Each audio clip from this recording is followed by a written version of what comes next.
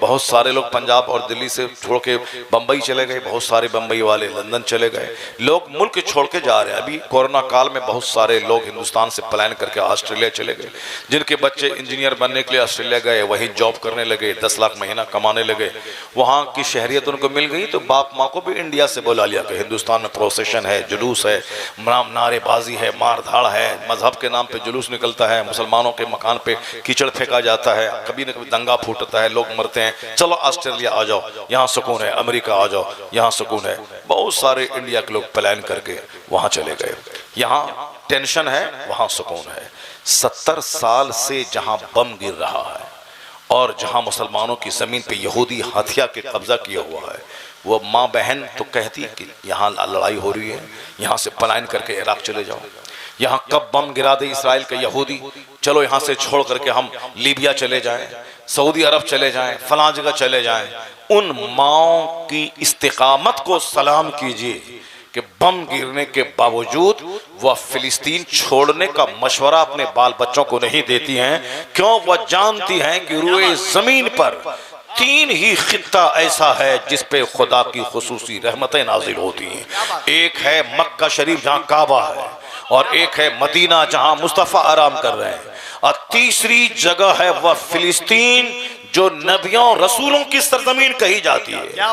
वह जमीन जो जनाब इब्राहिम अलैहिस्सलाम की सरजमीन है, जो जनाब इस्माइल जनाब इसहाक अलैहिस्सलाम की सरजमीन है, जहां हजारों अंबिया कराम की आराम गाहें जिस शहर में, वह फिलिस्तीन के इर्द गिर्द जिसके बरकतें अल्लाह ने रख दी है, शहीदों की जमीन, नबियों की जमीन, वलियों की जमीन, सालिहीन की जमीन, सिद्दीकीन की जमीन, और सबसे बड़ी बात इमामुल अंबिया की सारे नबियों की इमामत की सरजमीन, और मुस्तफ़ा के वहां से सफर मेराज शुरू करने की सरजमीन, और सबसे आखिरी बात की क़यामत जो कायम होगी वो वही फिलिस्तीन की सरजमीन।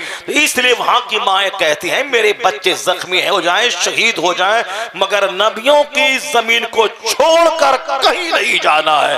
मरना तो है ही, तो हमें क्यों मरना इंडिया पाकिस्तान में, हमें इसी फिलिस्तीन की नबियों की जमीन पे मर जाना है, बरकत हासिल करना। नारे तकबीर, नारे रिसालत। उनकी हिम्मतों को दाद देना होगा, उनकी इस्तिकामत स्टेबिलिटी को दाद देना होगा। आज यहाँ थोड़ा टेंशन हुआ, हम शहर छोड़ना चाहते हैं, मगर वहाँ 70 साल से इसराइली जुल्म वहाँ की औरतें वहाँ के बच्चे सह रहे हैं, मगर एक भी कोई मुसलमान छोड़ के भागा नहीं है फिलिस्तीन। ये है उसमें और हम में यही फर्क है। हम लोग खाने के गुलाम, हम लोग कपड़े के गुलाम, हम लोग मकान के गुलाम, हम लोग साहब हिंदुओं का तलवा चाट करके नौकरी हासिल करके नौकरी करने का गुलाम।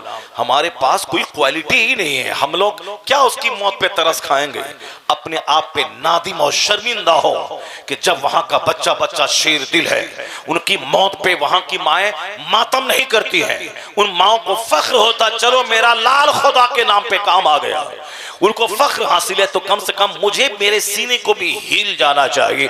उनके लिए नहीं रोए, हम अपनी जहालत पे रोए, हम अपनी शरारत पे रोए, हम अपनी बदअमली पे रोए, हम अपनी मुनाफिकत पे रोए, हम अपनी दोगलापनी पे रोए, हम काफिरों की तलवार चटाई पे रोए, हम अपनी मस्जिद की वीरानी पे रोए, हम अपनी दरसगाहों के उजाड़ने पे रोए, हम अपनी नाफरमान जिंदगी पे रोए। अगर हम रोएंगे अपने आप पे, अगर दिल मेरा जिंदा हो गया, उन फिलिस्तीनियों की बहादुरी की खैरात मिल गई, तो हम जलील होके यहाँ नहीं रहेंगे, बल्कि दुनिया के हर खित्ते में मुस्तफा के गुलामों को सम्मान भी मिलेगा, इज्जत भी मिलेगी, हुकूमत और